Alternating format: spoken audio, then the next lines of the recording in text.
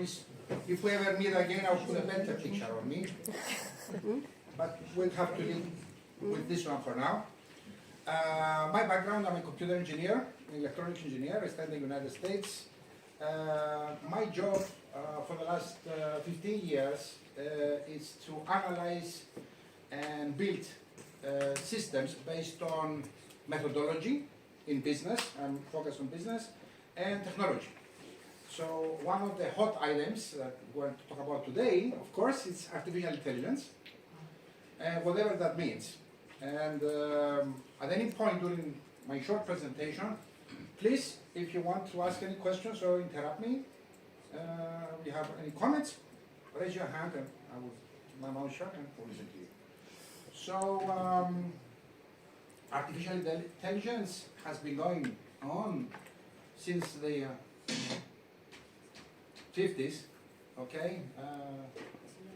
I remember my times when we used to code in Lisp and a few other things at the time. But the idea behind the artificial intelligence is the fact that the computers, with the massive power that they have today, they can, in parallel, compute and come to this point that we say parallel processing. I'm sure you heard about these buzzwords. I don't know whether you have technical background or not. That's not the idea here. Is to be able to underline the fact that the artificial intelligence is a computing intelligence. All right? It's a computational intelligence. A lot of people have conspiracy theories and the robots will take over and all that. But we need to define what it is and what it's not. Okay? So it's a computational intelligence based on sound. Because how are computers made? From sound, yeah? Yeah. That's what it. So it's sound. That's what it is. So it's not an organic form of intelligence. We as humans, we are organic. We have flesh and bones. Okay? Here it is. And what we have as humans and robots don't have is, most important thing, emotions. Emotions, okay? We're emotional creatures. So our central system and our emotions, based on biology, is what makes us human. The robots are not human. They don't have chakras. They don't have soul. They have computational ability to run in parallel and at the same time a lot of computer algorithms, set of instructions, you know, to be able to mimic human behavior. Any questions? That's it. I told you everything. So it's algorithms based on computers that they mimic human behavior. They don't have soul, and they don't have imagination, and they don't have feelings. What is this, good or bad? What do you think? It's good? Yeah? It's just a new tool. But, like my title says, it's, okay, rediscovery of gunpowder and fire. Why? What's fire doing for our lives? We can cook nice meals, okay? We can warm ourselves, we can melt metals and make cars or whatever it is. But if we use fire to destroy, we'll destroy it, correct? Then what gunpowder is? Boom, explosion. So is it dangerous? If it's misused? Yes, it is. And who will blame if something bad happens through this technology? Except of of course, glitches and things that could happen out of error or things like that, who will be responsible behind a bad thing happening? The user.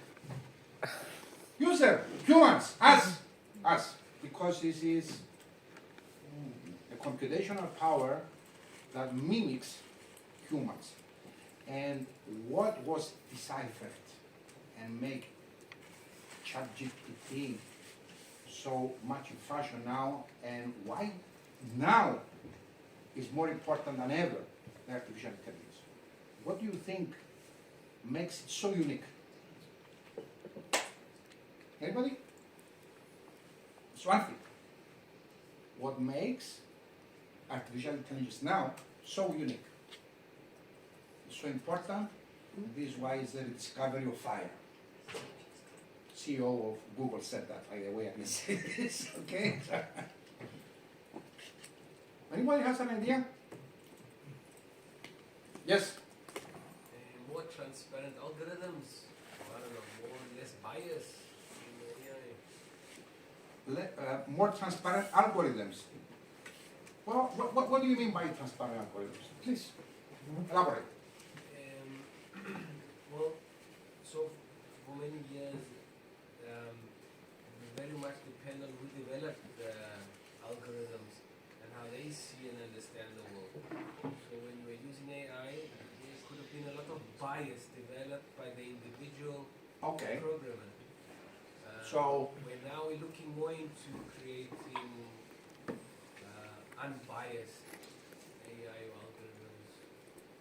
That's what I mean. it cannot be unbiased. Well, less biased. Let me try. It cannot be. No, less biased. Let me try. Yeah, less biased. But who decides about this? The creators and the controllers.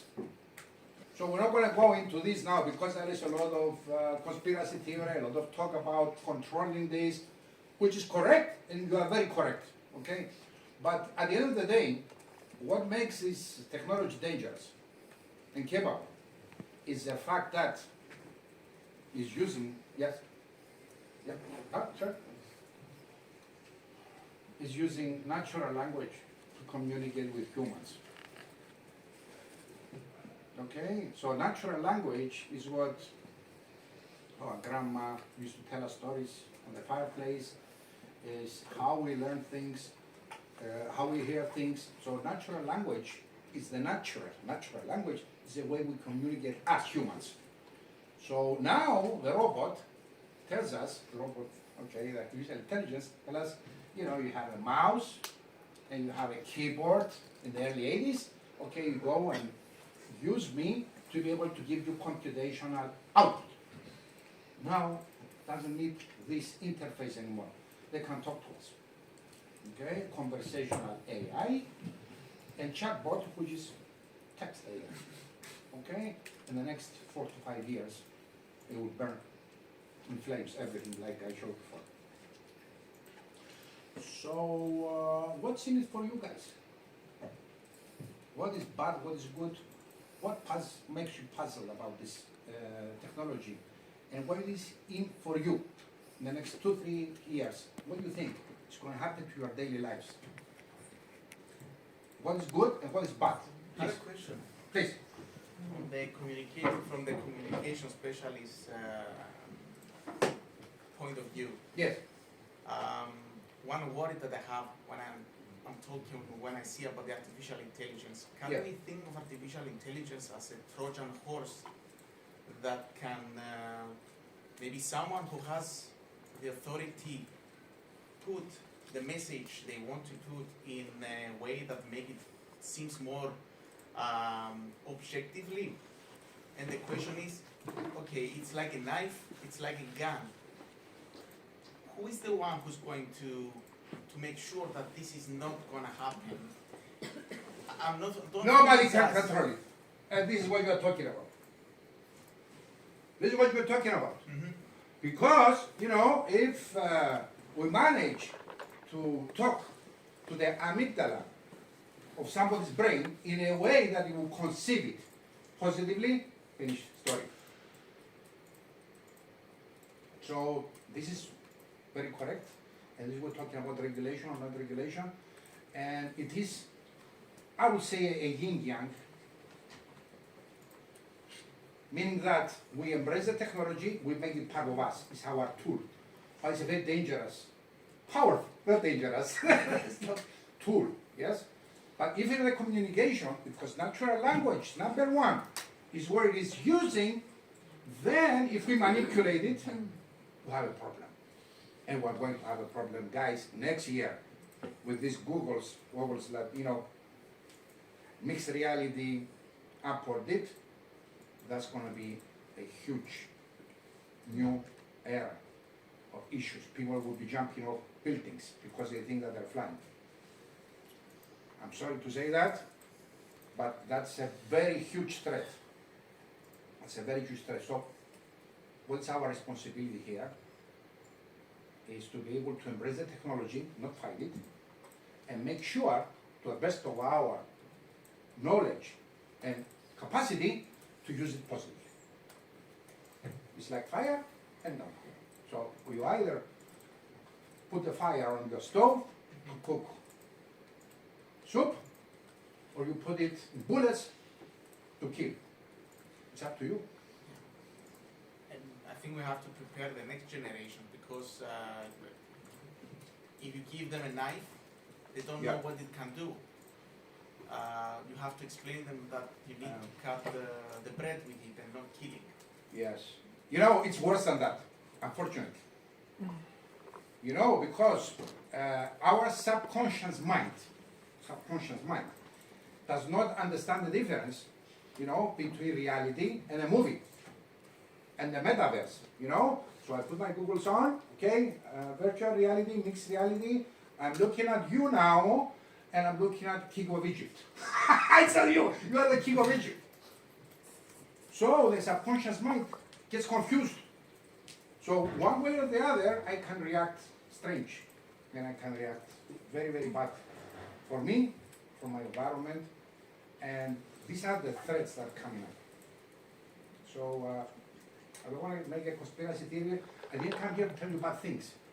I just come here to tell you what the new fire and gunpowder is. That's it. Okay? So the best case scenario is yin-yang. It's a yin-yang, So half human, half technology. We embrace it, we use it, and we can do miracles, guys. We can do miracles with it. In any field, whether that's medicine, whether that's computer science, okay, that's natural, of course, whether it is communicating efficiently in an office environment, so we don't miss calls. We call now a department in the government anywhere in the world. They don't talk to us. Phone is busy, blah, blah, blah. All these communication channels are already in a huge improvement level. And this is the good stuff. This is the cooking of soup. You like soup? I don't know. I like soup. Soup now, whatever it is. For vegetarians, we can do vegetables. Nice. Okay, so let's talk about the good stuff, not the bad stuff. So we need to yin-yang the technology, understand where it is and what it's not, and go forward. Just need to be aware. Now, question is, can I live without it? Unfortunately not. You cannot say, it's bad stuff, I'm not going to use it. Or I will do things the way I was used to, I was doing it 2 years ago, 3 years ago, business as usual. No business as usual anymore. Business as usual is dead. Finished. You need to embrace it. And you need to understand it. And go forward with that, having a good, positive mindset. Hopefully. But nobody can guarantee that not one of you will flip and become a terrorist and start shooting people. Okay? So, it's like a gun. Okay? What's in it for me? This is what I told you, embrace the technology. Okay? And have in mind that many jobs will change the way we know it. So business as usual is dead. This is what I'm talking about. have in mind what you can do with it, with your own profession, your own daily life, and be happy. Any questions? Yes? Okay. Do you think that governments or other political parties or groups can intervene, control, or impose a restriction to this technology? We can see an example with the cryptocurrency that in Cyprus at least. Yes? The parliament, I think, came and put some restrictions, and the company that came to introduce crypto left the country, and so they didn't succeed.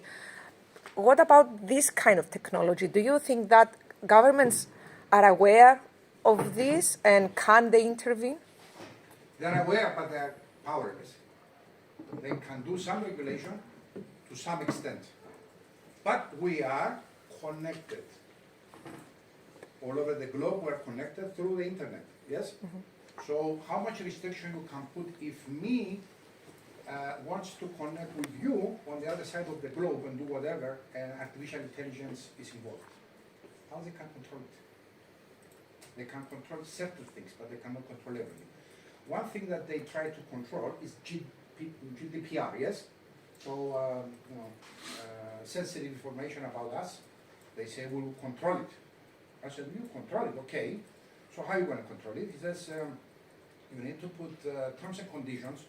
So when me, Chris Lazarides now, I take all the list, I steal the list from all of you, and I keep your email so I can influence you without your permission. And then they tell me, okay, if you do that, you'll be punished. Okay. What I will do, I'll put a little nice game on my site. I will get you involved. You will sign, yes, I'm interested. You'll be in my list before you know it, and you will accept all my terms. So I will fool you. So there is regulations are partial, they cannot control everything. This is what I'm trying to say. Okay? Central bank is controlling the currency, the local economy, the banks, supposedly. But cryptocurrency is something that central banks generally do not control.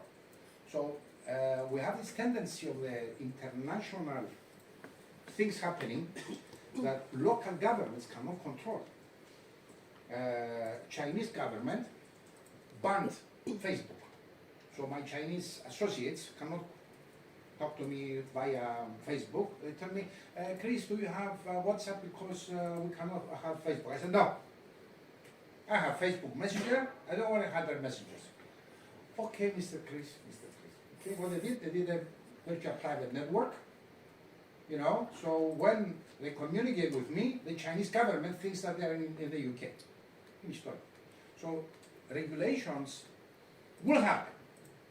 But what I'm trying to say is that they cannot control the most part of all this revolution. They cannot control it. They can control certain bits and pieces. Not everything. And not sufficiently. So it's up to us as practitioners and users of this technology to be able to use it in the best possible way, best possible practice. Yeah? I don't know if I answered your question. But no regulation can control things. The system of governance called democracy is not really working very well, is it? Think about it. Okay? It's the same thing that happened in the Soviet Union. They say, communism. Okay, communism. We want to be socialist. We want to be able to care for people. What happened? Okay, they took the power and they did worse things that predecessors did because it's human nature. So we need to understand humans. If we have the humans and tendencies and interests and governance going back 1,000 years before, we can understand how the impact of this technology could be used, regulated, or manipulated. Most likely. They said to you, you cannot come to my place, as an employee and put your fingerprint to do your time attendance. Okay? You cannot do that. No, it's personal ID. But when you go to have a passport, you need to put your fingerprint. So, the government is above the law. What is this? You know what I'm saying? Okay. It's a gray area, guys, you know. Yes? Keeping on the same talk about data. Yeah. These machine learning, deep learning approaches Yes. requires lots and lots of data. Yeah. And in the past,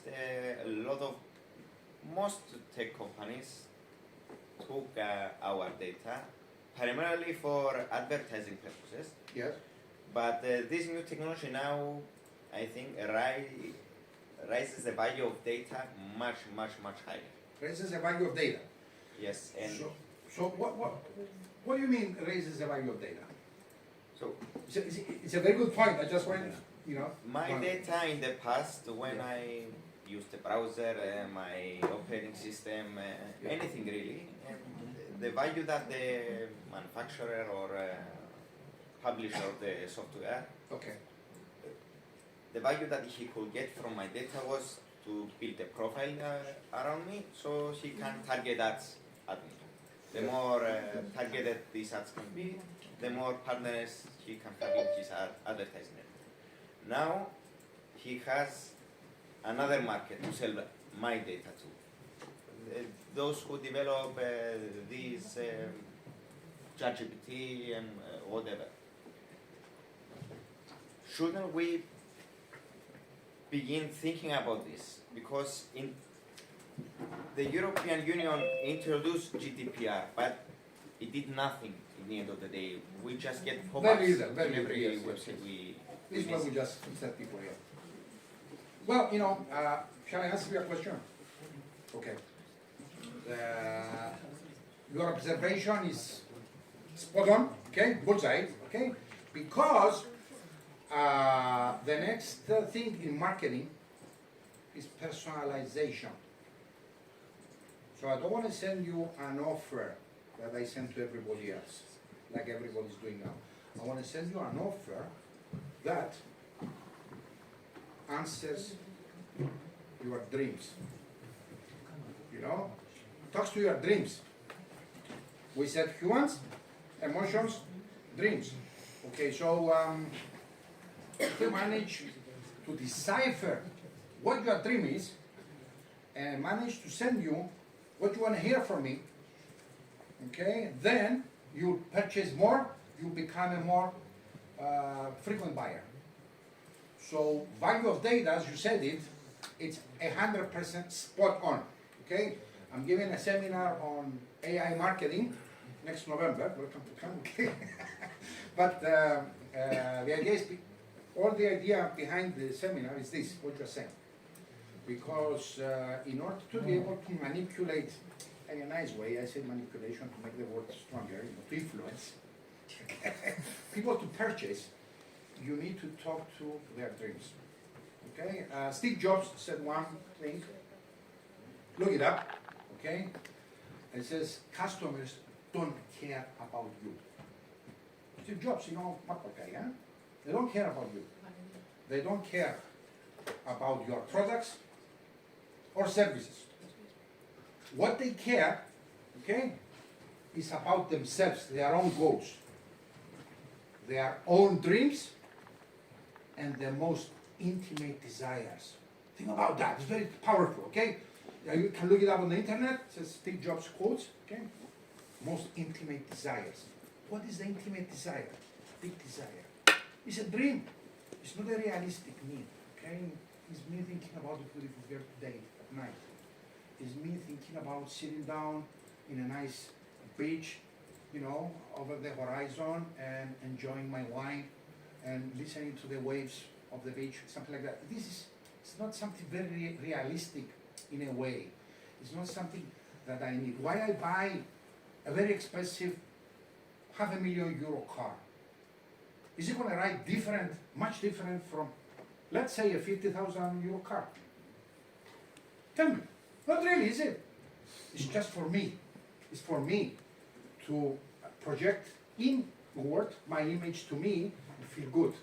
And I would think, the fool, this beautiful girl sitting there, she would love me more. She would not. It's just my complex, you know. But this is what we are, guys. We're humans, you know. This is how we're thinking. We're emotional.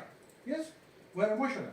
So all the story behind the manipulation of, okay, it's here. And I'll give you another slide because I'm running over and she'll start shouting on me to cut up. But you know, that's another guy in the picture called Simon Sinek. I don't know if you've heard of him. Okay, Simon Sinek. He says, people. Okay, this the emotional break, the little bit fake what I showed you before, and he said people will follow you, will believe what you do.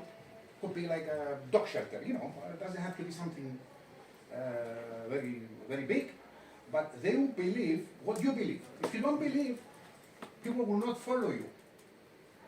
So this is where the manipulation comes again. If you put out a good thing that you believe, which is good or bad, Hitler was not good, huh? It was bad, but he made people believe what he believed.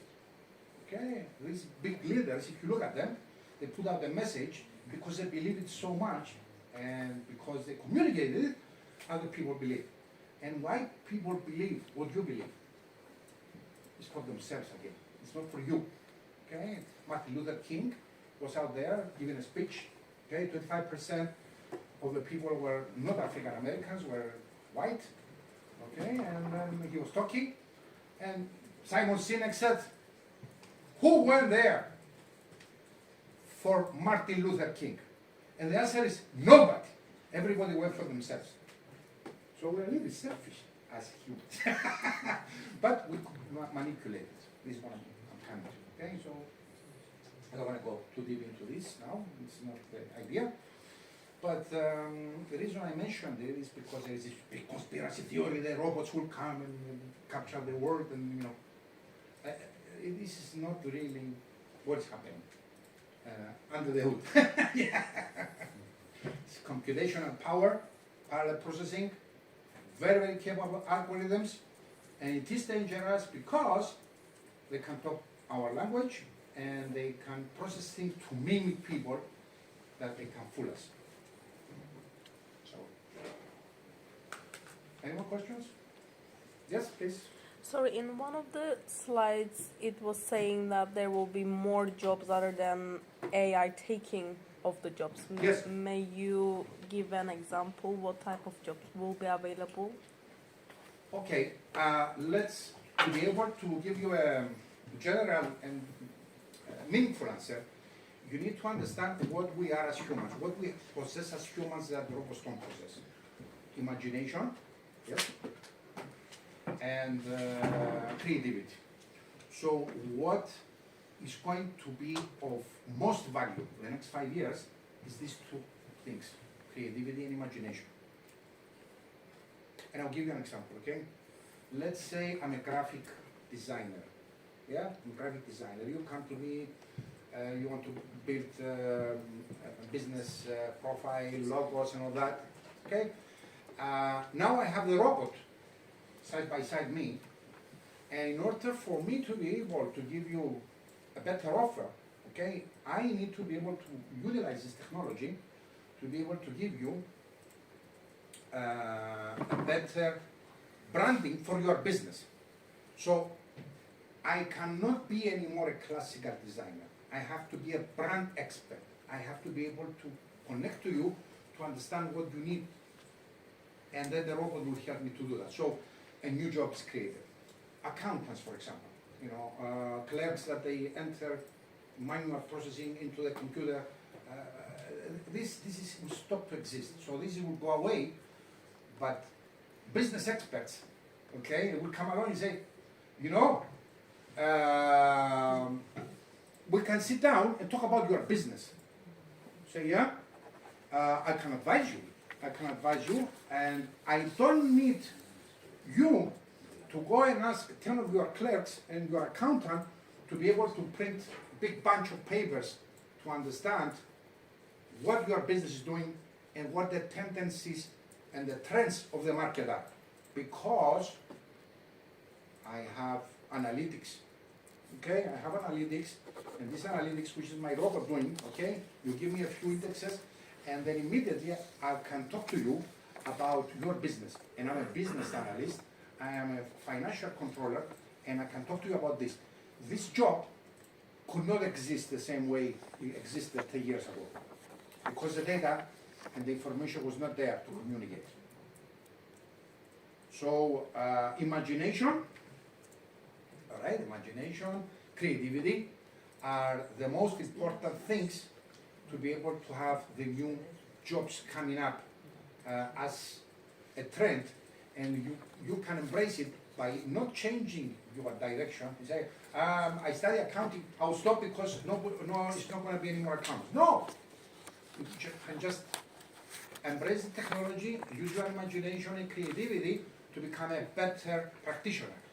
And you can come to me as a business analyst to analyze my business, to tell me what stupidities I have been doing the last 20 years and the waste I have been doing, and you can spend half a day, you can charge me 10,000 euro, and I'll pay for it. You know why I'll pay for it? Because we'll get it back, guys. Before, nobody would pay for something like this, because it was not the capacity. So the professionals will become super professionals using creativity and imagination if they utilize it correctly. This is what it is. I don't know if I answered your question. This is a very general trend. Okay, we cannot analyze everything for every medical profession or anything like that. It is not the scope of this talk right now, because there's so many details. But the idea is behind this is the fact that the humans, by becoming more capable here, okay, more creative, they can have the robot do the routine task, and they will do the creative part. So creative for humans, routine for the robot. So embrace the technology and become better in what you are doing. Okay.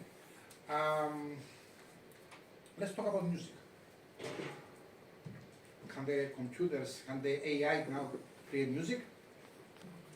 Yes? Mhm. Okay. Can they create the same music without emotion? Like somebody who writes music, Yes, they can do the same? because it can mimic. They can mimic. But if you listen to Greek singers singing traditional like God music, you know, Zebeki or whatever it is, or listen to the Argentinians singing tango from the old ages, old days and things like that. This is music that it's touching your heart, your soul. You can listen to 10, forget AI now, you can listen to 10 actors, 10 singers, okay, singing, and you will say, they are all technically correct, but this guy is touching my soul. Have you ever felt that? Ever? Yeah? So this is what makes a difference. Yeah, the robot can write music, and he can sing music, and he can perform music better than average musicians. Better than people that they don't really have anything to transfer. But you will still be able to know the difference between the top singer, which reveals and spills out his soul to you. Okay? So yes, there are a lot of things that by mimicking this technology can do. But if we're talking about excellence, yeah, in creativity, okay, humans can still create. Anything else?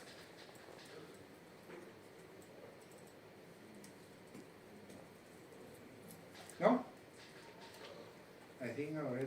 passed my error. And nobody threw at me X or X yet, so I'm lucky. So I think I will conclude because I will take more of your time. I apologize. But, you know, I will take a last question if you have any. No? No.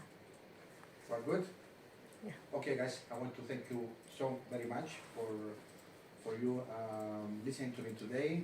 My name is Chris Lazarides. I have a site.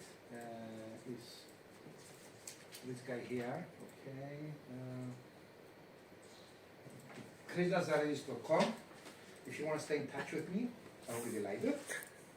Hook you up and we'll stay in touch. Thank you very much. Thank you.